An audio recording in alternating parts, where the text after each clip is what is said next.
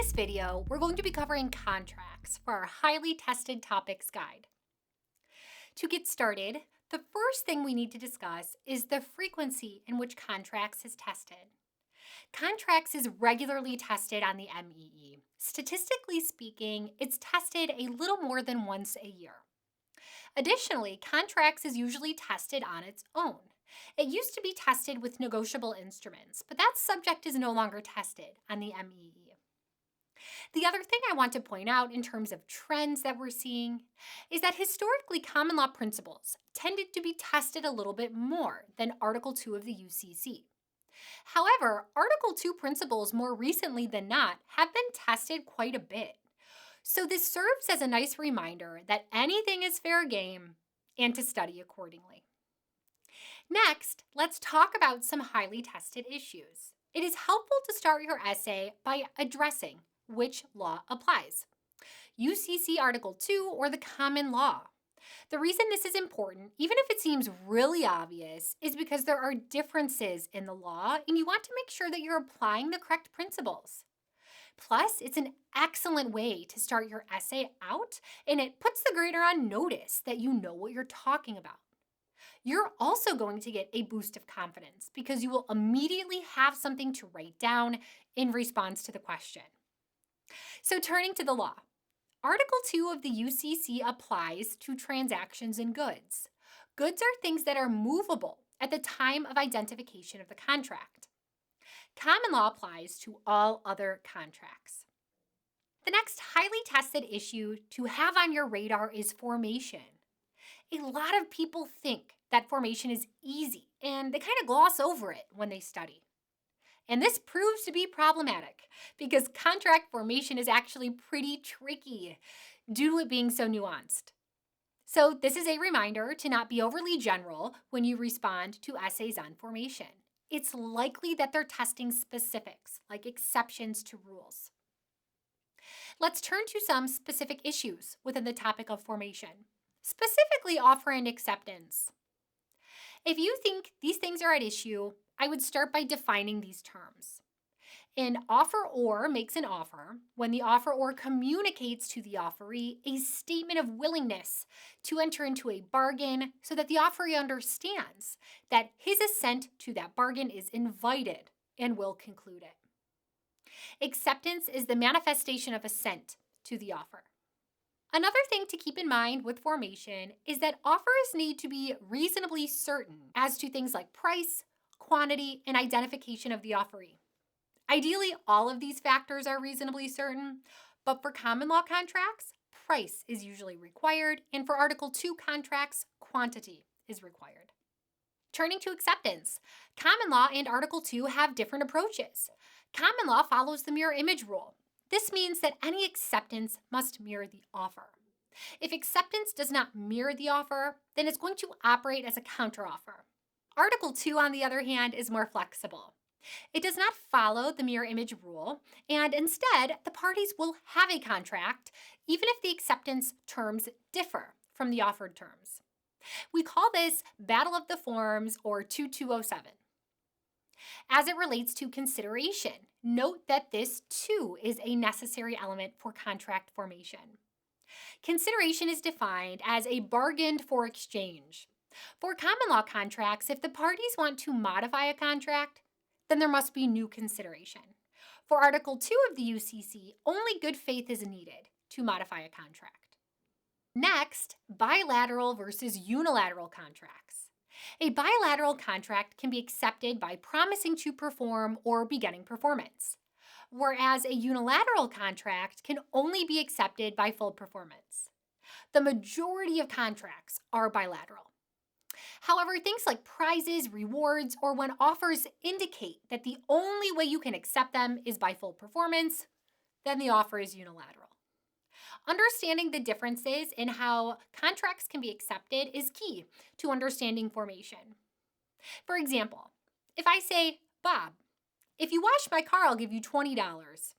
And the only way you can accept is if you wash my car. This means if Bob says, okay, I promise I'll wash your car tomorrow, this is not acceptance. If he says this, since it does not operate as acceptance, I could revoke my offer and he would no longer be able to accept it. If, however, after I made the offer, he then washes my car, then this is acceptance, and I would owe him the $20. Turning to the next highly tested issue, performance obligations. Here, yet again, we have different approaches to performance obligations under the common law and Article 2.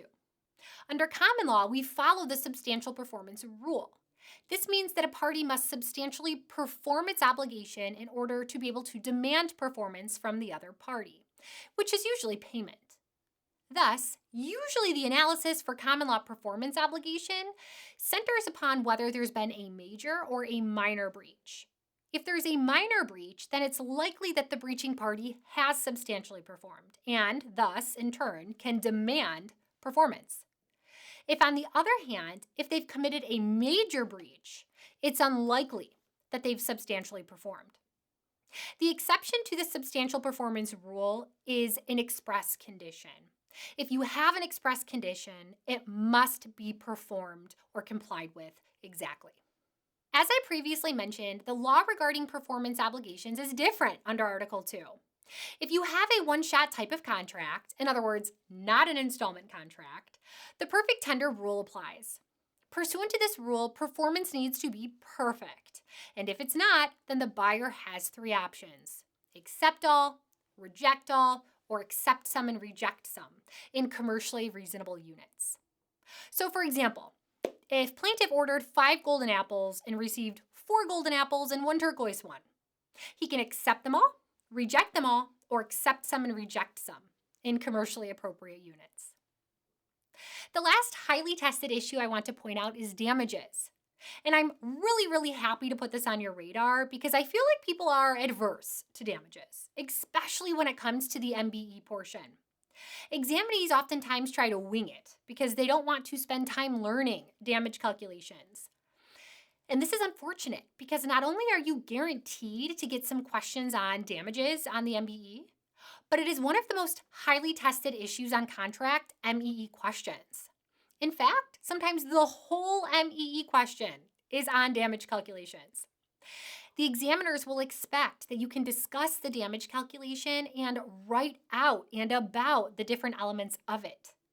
So you can see that if you're taking that winging it approach, this would make responding to an essay on damage calculations very challenging. So let's talk about expectation damages first. Generally speaking, the point of expectation damages is to put the non-breaching party in the position it would have been had the breach not occurred. Now, the more precise damage calculation is the loss of the value of the breaching party's performance, plus incidental damages, plus consequential damages, minus any expenses saved. You should be able to define the elements of that calculation. So, incidental damages are those related to avoiding the loss caused by the breach. Consequential damages are those that a reasonable party would have foreseen at the time of contracting. Lastly, keep in mind some general damage principles. The goal of damages in contract law is to make that non-breaching party whole, not to punish. Thus, punitive damages are not recoverable. Also, damages must be established with a reasonable certainty and must be foreseeable. And parties need to try to mitigate their damages, and if they don't, we do not allow them to collect those damages that could have been avoided. So now we've covered some highly tested issues. Let's turn to a tip. Contracts is a dense, tricky subject, and if you struggle with it, we suggest that you try making a visual timeline. We recommend that you start with the basics and you keep adding to it. For instance, starting with things like which law applies, common law or Article 2. Moving on to contract formation and addressing all of the nuances there. Then, next, performance obligations. Then move on to damages. And finally, the potential issue of things like assignment or delegation and third-party rights.